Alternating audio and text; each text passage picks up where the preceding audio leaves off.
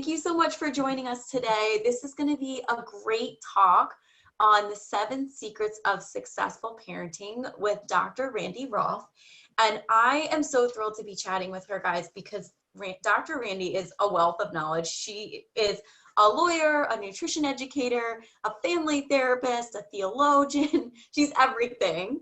And I feel like, Dr. Randy, you have done so much research on parenting over the years, and you have really distilled it all into this incredible book. So thank you so much for chatting with us today.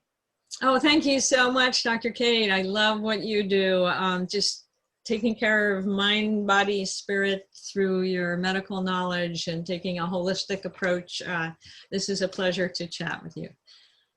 Likewise, yeah, I think it's very synergistic. And we chatted a little bit before this talk about, I think we both see a lot of adults who they want to parent well, but they're not really sure what metrics to use to see like, hey, am I really like doing what I need to be doing here? And they always could use more tools. I know I am someone who's always looking for more tools. So you have broken this down into 7 secrets, which I love because it gives me 7 checkpoints to come back to when things feel like a little overwhelming or chaotic, or I've read one too many parenting blogs and now I feel like I have so many things to do.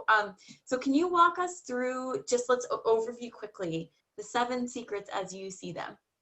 Sure. Well, I've written in, 2 other parenting books before this one, and I really wanted to distill it even tighter and say what needs to be going on in the parent's mind before they see the kids in the morning, before they see them coming home from their other parent or from school or whatever it might be. And at night when you're going to put them to bed, what is going on in your head? And when they're talking to you, trying to be heard, what's going on in your head? So the 7 secrets are really thoughts that you hold in your head and try to remind you, and like you said, checkpoints. Am I thinking about this right now, or am I getting frustrated and not angry? So the very first one is I would never give up on my child. And I think this is the core because we rule the world as humans because for 3 million years, we've learned how to parent. And it's a long process, 20 years as a child. So we need to have faith in that process, the parent-child bond and how it works. And the second one is that I pay attention to basic needs first. And in kind of a middle-class society, we think, oh, that's taken care of, but it's not. As you know, good nutrition, a good breakfast, getting enough sleep, which is a problem for everybody right now in these strange schedules that we have in the COVID era, and having enough hugs and just looking eye to eye and getting out in nature just for half an hour a day. It's so important for kids. So looking at those basic needs, and I found when I was counseling families that if they weren't doing these things, if they started doing them, so much of the irritability and the anger and the rebellion would just disappear because people were calmer and healthier, as you know. And then the third one is to listen. Listen first, because it's so easy for a parent, like when they say, oh, I hate math. And you say, oh, no, you shouldn't hate math. It's so important. Instead, if you just listen, they say, Billy got it right and I got it wrong. So you keep listening for why they're globalizing this problem. And usually they'll solve it themselves if you keep listening. The fourth one is letting go. And I think from leaving the birth canal, parenting is about letting go. And in this era, when your kids are around more than ever, you can build your trust in your child, which helps you let go. If you only see them for an hour a day and they won't do anything you want them to do, you don't build your trust. But when you're around them, you really see, they have judgment, they make risk management and stuff. And then the next one is modeling. Kids are always watching. Humans learn by imitation, mainly. I mean, how many of us remember a great subject in school? Remember a great teacher, usually. because we liked the way they expressed themselves and how their enthusiasm and passion. And then the sixth is to express yourself. And that means think before you express yourself, because you can come up with 5 reasons they can't go to the party and they know none of them are real. So you have to sit down and think, okay, I'm worried about the quality of these people. So, and the final one is so important, celebrate. I always celebrate my child. So just saying like, I'm glad you're in my life, or you make me laugh, or gee, the way you flipped that pancake was perfect. You know, those things are so important. And it's not just birthdays or Christmas or holidays, it's every day. So you said to go through them, so I hope I did. I love that. Yeah, and that's great. And I think for a lot of people, hearing those 7 points, it makes parenting feel a little more attainable, measurable, and something that you can get up in the morning and focus on, right? You could say like, okay, I need to kind of reground and remember what's important. You have these 7 principles right in the beginning of your book. So I can't tell you how many times I've flipped this open in the morning and just looked. And it's so great. And I think the first secret of faith surprised me a bit, right? I loved reading that chapter because I thought I knew what you meant when I started it. And it felt like 2 or 3 fold to me, in the sense of like, not only faith in your child, right? Where when you treat your child as if, I know they're going to make the right decision. I know that they're good at taking care of themselves. It's such a different interaction. You had a great example in your book about 2 different dads. The one dad is sitting there thinking, he's driving home, he's thinking, I bet my son hasn't done any of his homework. He's probably playing video games, blah, blah, blah, blah, blah. The other dad is thinking, oh, I hope he's been having a nice, relaxing afternoon. And then you're like, how different is that first interaction going to be when those dads get home, right? The one dad's going to be like, what have you been doing all day? And the other dad is going to say, hey, how was your afternoon? Exactly. That was so powerful to me. I love that you said that, because it really made it concrete for me. And then the other thing you said that I found super interesting was like faith in yourself as a parent, that like you are exactly equipped to meet your child's needs, right? Can you talk a little more about that? Yes, that's such a big thing, because you and I have talked about it, that so many parents feel like maybe they aren't up to it, particularly in these times where there's so many extra stresses and nothing's routine anymore. But I had parents who just didn't think they were up to it. And, you know, we have that problem everywhere of just maybe we're not really as good as we think we are, or what other people think. But for parents, it's critical that, you know, like you said, you're equipped for your child. And we're created that way. It's meant to work. Parenting's meant to work. So you got to know that, you know, the universe is on your side for making this work. And I had a parent who was afraid that her son was going to end up in jail. And I said, you've got to remember that in the future, he may be married, have grandchildren. And she's like, it's never going to happen. I said, just imagine you visiting him, visiting your grandchildren. And she's like, it'll never happen. So it took about 2 weeks. Every day she would try to get this picture in her mind, that not to give up on her son just because he was getting in trouble in school. Well, he was smart, he was bored, he was bigger than most kids, and you know, he now has grandkids, but she has grandkids. But that just being able to say to herself, okay, I will believe he has a future. I will believe he has a future. And she was an educated woman. It wasn't like she expected him to get in trouble, but she did. She had decided that he was just a bad seed. And well, I got it. Yeah, I mean, I think we talk about this a lot in my clinic in terms of like the neurobiology of how we're programmed to approach risk, right? And so if you're a parent and you're hearing the story of this mom and you're thinking, oh shoot, like I've had those thoughts myself, we're wired to really anticipate danger. And some of us are more practiced at that than others. You may have grown up in an environment where you really did need to envision the worst possibility so you could prepare for it. And that's okay. That can be a strength, but sometimes turning it off is important. And I think that's what I love, Dr. Randy, that you kind of illustrated in your book. When you have this risk in your mind and you're imagining this scenario and you're preparing for it, it can alter your interactions with your child and your behavior with them in a way that you don't want. You know, like you don't want them walking away with the feeling that they're going to wind up in jail or they're not going to succeed. And so making sure, at least before you interact with them, that you can use your imagination to also envision the best. So we try to do this practice in the clinic where, okay, maybe you spent a lot of time thinking about the worst case scenario. Your practice is then to spend at least an equal amount of time thinking about the best case scenario. And I feel like this has become even more deeper for me after reading your book, Dr. Randy, of like, and how that's going to translate to talking to your kid. A lot of what we do in the clinic is based on logotherapy. So have you read Viktor Frankl? Yes, I'm so not surprised, Dr. Randy. So for anybody who's not familiar, Viktor Frankl was a psychologist. He was in a concentration camp during the Holocaust. And he came up with this system of therapy called logotherapy. And it's all about seeing the person at their best, as the best that they can be, so that you can help them get there. And Dr. Randy, this part of your book really reminded me a lot of that.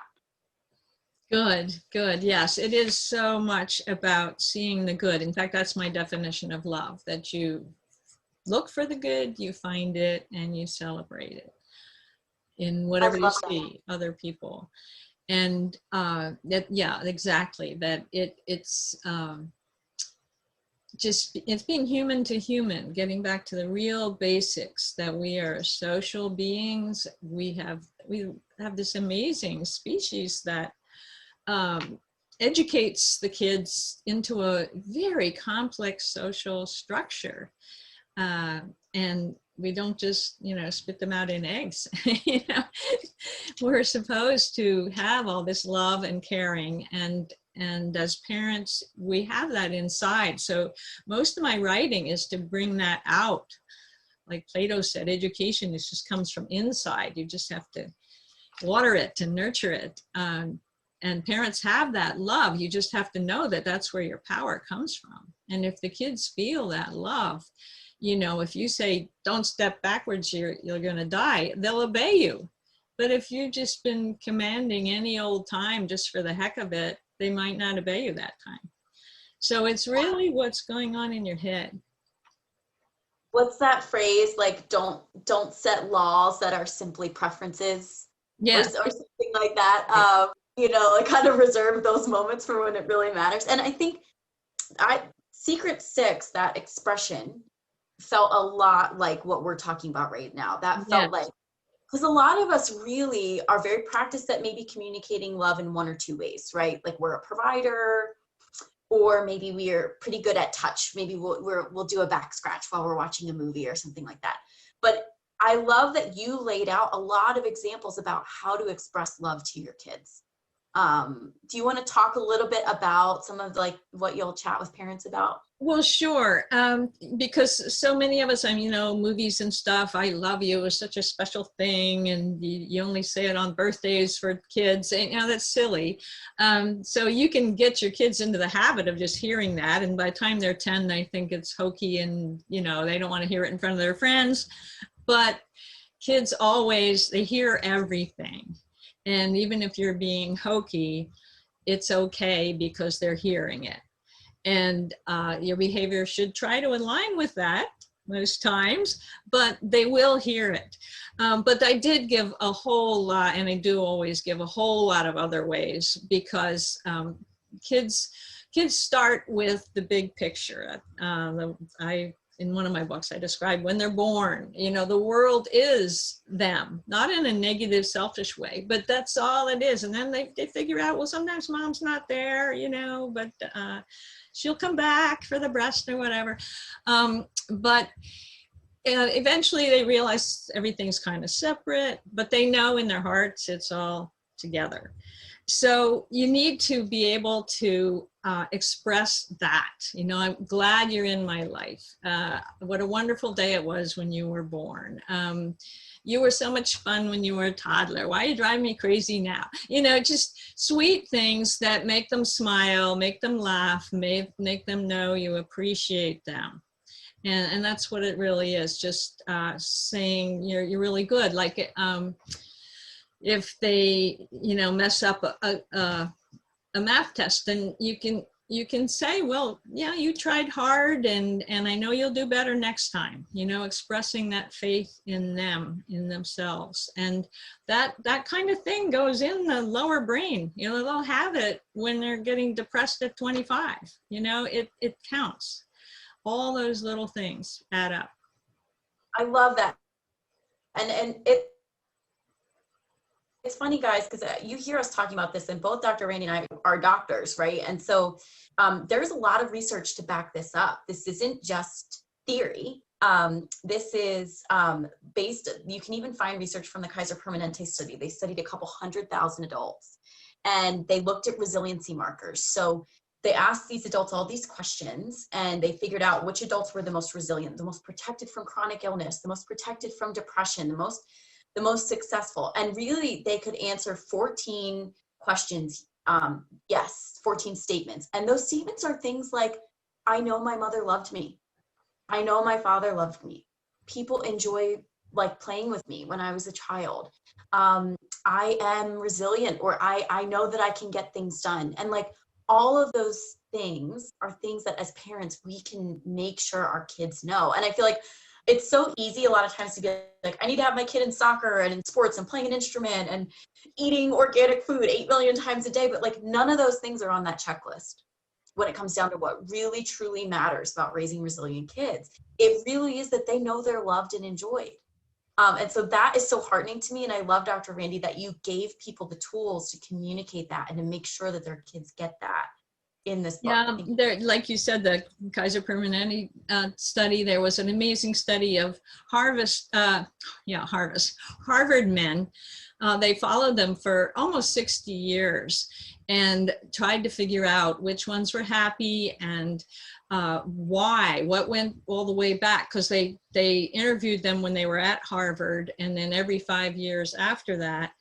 And the one thing that came out, the strongest association with them really reporting being happy in their 80s was their relationship with their mother. That not that they were mama's boys, but that they knew their mom loved them and they felt somebody cared. And you know, sometimes people, oh no, you can't have unconditional love because they need to know you want them to be great. They'll be great if they know you have unconditional love. And I've been involved in the 12-step programs because both of my parents were alcoholics. And one of the most important things is they talk about tough love, but that comes from unconditional love. You don't just reject the person, you reject the behavior. So they know that you absolutely love them, but they can't play hockey in the living room. Yeah. So it's and you know, they can't go to a party and where you know there's going to be booze for underage kids. You know, you have to be very clear that the love is absolute, but there are boundaries because you're the parent. Well, I love that. And so it's interesting because for me, and guys, if you're someone who struggles with boundaries, please know, like, I think Dr. Randy probably gets this and I do too. And especially as someone who is a guardian and a caregiver for a younger sister, figuring out those boundaries can sometimes be tough, right? Like, am I a sister? Am I a parent? Like, who am I in this case? You certainly don't want to drive somebody away who you feel like is in need of love and care. And so how do you set this boundary in a way that is not going to create distance? I think I love your secret 5 is modeling. And so the first time this was introduced to me was through Brene Brown's The Gifts of Imperfect Parenting, which like blew the lid off of everything I feel like I ever thought about parenting. I used to think like you have to be perfect and loving all the time. to be a good parent. And the truth is, no, right? Like, you have to model how you want your children to be. And if you want your children to be able to apologize, to be able to recognize when they did something wrong, to be able to correct a mistake, they have to see you do it. And that has been so freeing for me. And so I loved reading your chapter on modeling. I have page 264 marked down because you have, I love this page. It's one of my favorite pages in your book. You have things to say. So you have like things you can say when you're upset. It's like, I understand you're angry with me because of what I said or did. And then stop. And then you can say, it's natural for you to be angry when I interfere with what you want. Let's talk more about what it is that you want. See if we can find a way to both be satisfied. Like, guys, this page alone, like, is why you have to get this book, right? Because it can be so tough when you're scared for your kid, or you know, like I've had examples with Lexi. She has such good judgment. She's like such a smart, resilient kid. I still get afraid for her sometimes and want to like clamp down and be like, no, you can't do this, or no, you can't do that. And it is so useful to have tools like this to anchor back to like, okay, hang on. My job is to be a guide for her and a mentor and an example, but also like, how do I communicate with her about how I'm feeling? And sometimes I'll say to her, this is really tough for me because I love you and I adore you and I want the best for you, but I'm afraid a little bit. So let's talk. And so things like this page where it can be so helpful. So yeah, can you talk to us a little bit about modeling and being an example and how that plays into parenting? Yeah, well, you put it so well. Just being able to apologize and knowing that it's human to make mistakes. As a parent, we need to model being a good human, you know, knowing how to get past mistakes, how to learn from experience, how to celebrate what we're learning as well as our triumphs.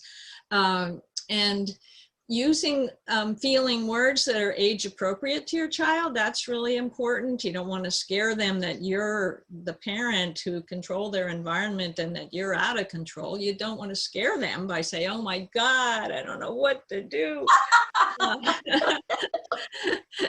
They want to know that you are going to figure it out before you get totally out of control. But yeah, I do have a good friend psychiatrist that he says if your child starts to throw a tantrum, you can say, hey, wait a minute, it's my turn, and get on the floor and pound the floor. Because you get them laughing. So if you can get them laughing, that kind of breaks the tension. But having the right words, like, you know, why do you drive me crazy? You know, no, just like you said, you know, well, you know, this is making me angry because I've told you to do this 5 different times. And then ask them to problem solve with you when you're feeling completely out or they're feeling completely out. Problem solve with them. And so often it is a social solution. They want to be heard. They want to be cared about. They want you to forgive them. Well, because most kids know when they do something wrong. They do know it. I know when I was a kid, I knew when I was doing something wrong. And you're like, am I going to get caught? Why am I doing this? You know, most kids have pretty well developed consciences, especially if they're parents like you. They do see that, you know, you feel bad when you said the wrong thing to somebody whose mom just died or whatever. So the challenge is to think, you know, to think with your heart and to say it's okay. Feelings are okay.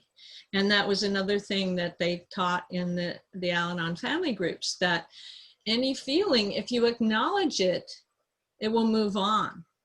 It's when you deny a feeling that you get stuck. Like, you know, I'm a loser. No, well, no, I can't be a loser. I can't be a loser. I have to prove something. No, just say, hey, today was really bad and I screwed up. And then you're like, oh yeah, but it was just today and I did well last week. You know, your body eventually immediately moves on. And I know you know this as a naturopathic physician, that when there's awful emotions that you deny, they get stuck. They get stuck in your hip or your shoulder or your sore ear or your big toe. And there's lots of healers like yourself that will say, well, what's happened in the last few months that you have this terrible earache? So we're all connected. The Greeks decided the body and mind were separate, but we now know that's just nonsense.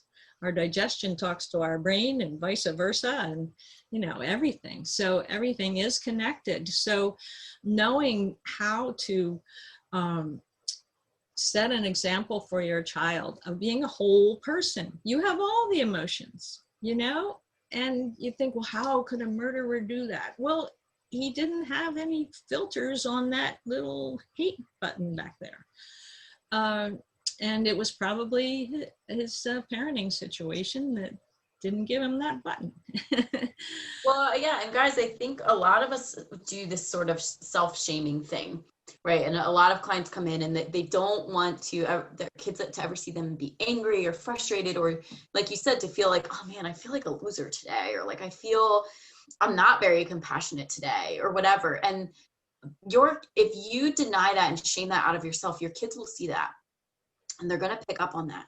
And so part of the work as a parent is to heal that in yourself and to model that for your kids so that they can see you say, like, I'm really underslept today. I'm a little irritable. It's not personal.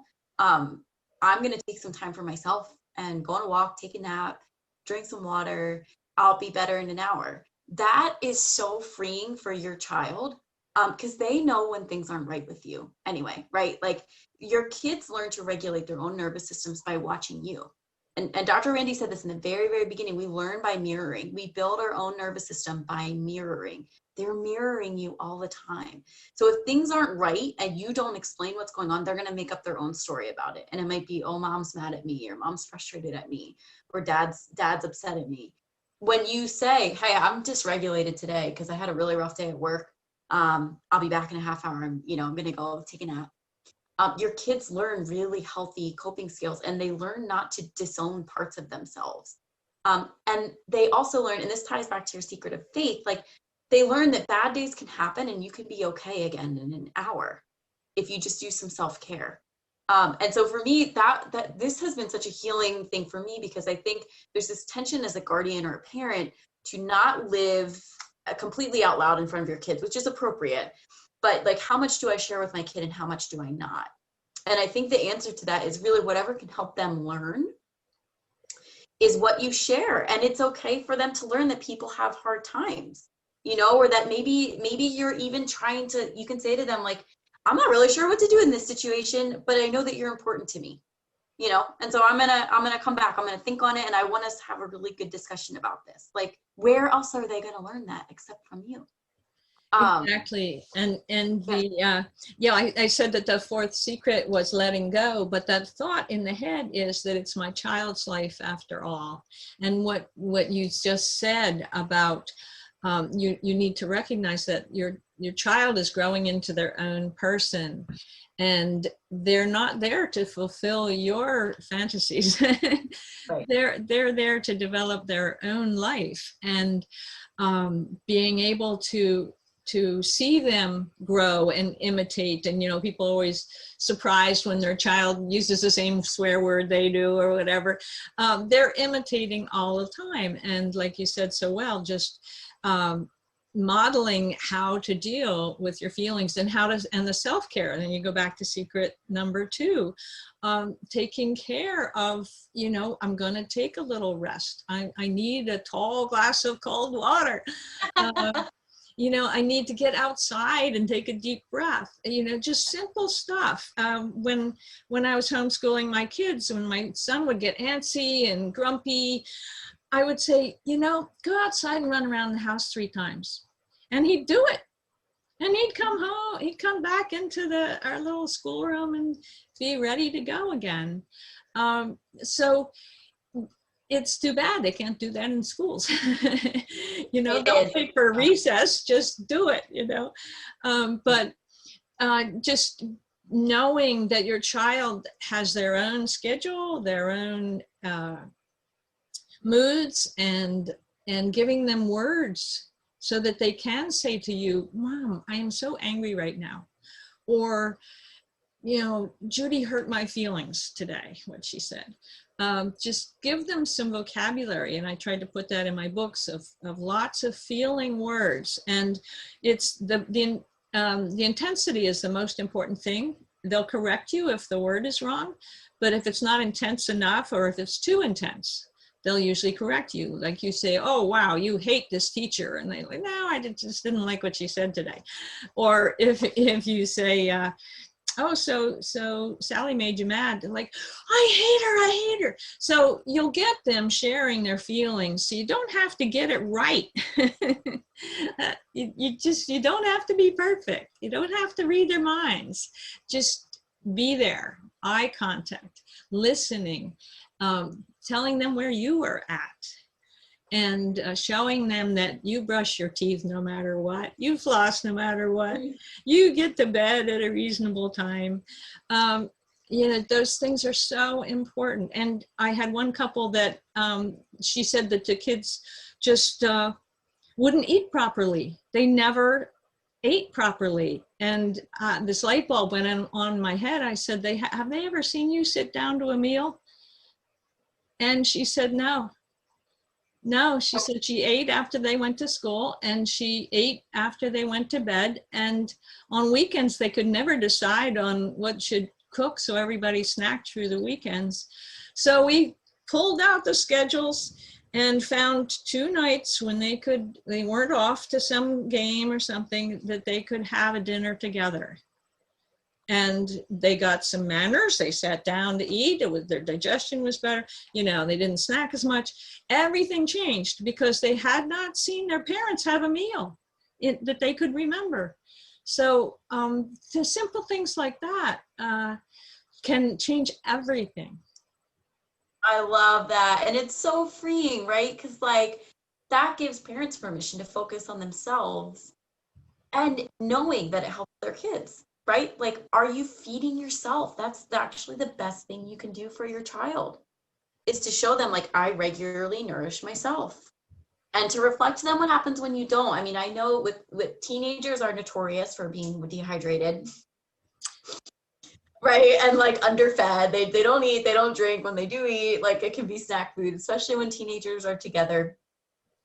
I would say like half of the work I did, I spent a semester rotating through a high school clinic when I was in school. And half of the work I did was to be like, when is the last time you drank water? You're crying so much. It's because you're dehydrated, you know, like you have no fluid in your body. Your brain is thirsty. I think part of what like can be really powerful to model to your child is if they are upset, if they are dysregulated, to say to them, when's the last time you had a glass of water? You know, like, what did you have for breakfast today? Like, it's been 5 hours since you ate. Do you think you might feel a little bit better, that this problem might feel a little less big if you had a good meal? And that, like, no one else is going to do that for them. And if you aren't doing it for yourself, guys, that's where it's got to start. Because, you know, like a lot of these feelings of, you know, go read Dr. Randy's book and look at Secret too, because she talks about like you need food, air, water, nature, space, comfort, sleep. But a lot of us aren't attuned to recognizing when we're lacking those, right? Because as adults, maybe we're used to giving to everybody else first. And so the work can really start with you. And that's where working with a therapist or a doctor to sort of recalibrate your own needs can be really helpful, because then you can learn to say, hey, I want to have this conversation with you. You know, I'm tired and hungry and I need to, like we talked about in the beginning. So it's part of that modeling is knowing your own needs. And I think 12-step groups can be great if you are somebody who's codependent or you grew up with parents who didn't model this for you. This is a lot of the work that you do in the 12 steps, right? Around boundaries and self-care. Mm-hmm. Yes, for sure. And you know, if the child presents you with a big problem, you can just say, you know, I need to think about that. Let's go get some water, or let's have a little snack, or just not even say, oh, you know, maybe you are hungry. Just do it together. Have a little social event. You know, it's like the old English, you know, oh, let's have a cup of tea. I love that. Yeah, that's great. So there are very few things that warrant emergency action. And if you've been developing that resilience and that health, you'll be there for that moment. Hopefully it won't happen, but you'll be able to handle it. So you can model that too, of just being calm. Okay, so you're feeling really furious at your dad, but let's think about that. Let's take a little walk and we'll talk about it. So you don't have to know like, oh no, I shouldn't say anything bad about his dad. You don't have to panic. Just listen and be calm and take care of yourself and make sure the child's basic needs are taken care of and celebrate it. Well, thank you for sharing your feelings. Let's see what we can work out here. I love this. This is so good. So Dr. Randy, you are amazing. Can you tell everybody where they can get your book, where they can follow you, where they can learn more about you? Oh, sure. It's actually in the 3rd edition. So if you see a different cover, that's okay. They're all pretty much the same. I wrote a new introduction or 2nd introduction for the newest one. But yeah, if you just go to my website, which is Randy Rolfe, and it's randyrolfe.com. And the Randy is with a Y, because I'm old enough before the I's started. It's Randy with a Y. And Rolfe has an E on the end, ROLFE. And it's .com, and just go to books and all the books are there. And that'll take you, I think it'll take you to Amazon to order it. So if you Prime, it'll be free shipping. And then I have a Facebook group called Vibrant Health Through Natural Living. And I just do short videos once or twice a week on some little thing about natural living. And my Facebook is just Randy Rolfe. I think it's just Randy Rolfe. Did I get that Facebook? I think so. It might be Randy Rolfe 10. Yeah, that's my Twitter account. I know. So I do post the Vibrant Health on that as well. And I've just posted a new weight loss program based on the 4 temperaments. And I've written one of the world's most thorough books on the 4 temperaments from the ancient Greek philosophy, but it's been confirmed by hormonal studies. And I know you know so much about hormones in your practice. And it's fascinating, the different hormones that help us respond to stress. So the eating program's based on personality and body type. And that's, just email me at randyrolfe@randyrolfe.com if you want to learn more about that. Perfect. Well, what I love that your books are on Amazon, right? Because guys, you can go and you can put this on your wish list on Amazon, or as you're Christmas ordering, if you know somebody who you think would enjoy this book, just add it to your cart. And if you have Prime, it gets included.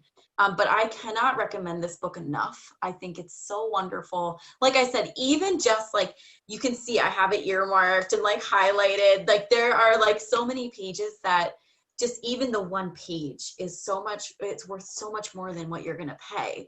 So please use this as a way to invest in yourself and your child. I think it's going to really deepen your relationship with them and just like give you so much more ease and peace and grace in your parenting. So thank you, Dr. Randy, I could mention one more thing. I have a Facebook group called Paleo Childhood Community. So if you'd like to join that, it's a private group, but I try to post some good stuff a couple times a month, and specifically on parenting, basic parenting. It's not paleo diet, it's paleo parenting. Love it. Yes, that's sort of like getting back to being in our bodies. I think a lot of kids are trapped in a seat all day, and it's like then we wonder why they're anxious and antsy, and like, no, we have to get back to a little bit of like recognizing that we're mammals. We're animals, like, yeah, we have to get outside and back to secret too. All those needs. I love it. So yeah, so many free resources, guys. We are so lucky. If you're in the Chester County area, Pennsylvania, then Dr. Randy is local to you, right? And if you're not, you can interact with her virtually. So we are very blessed Yeah, thank you for like making so many resources available to so many of us. You are such a wealth of knowledge. It's really wonderful to know you. Oh, thank you, Dr. Kate. This has been a treat and a pleasure. And I love what you're doing. And I hope we can do more together. Sounds good. Yeah, let's do it again. Have a great day. Bye. Okay, thank you. So if you want to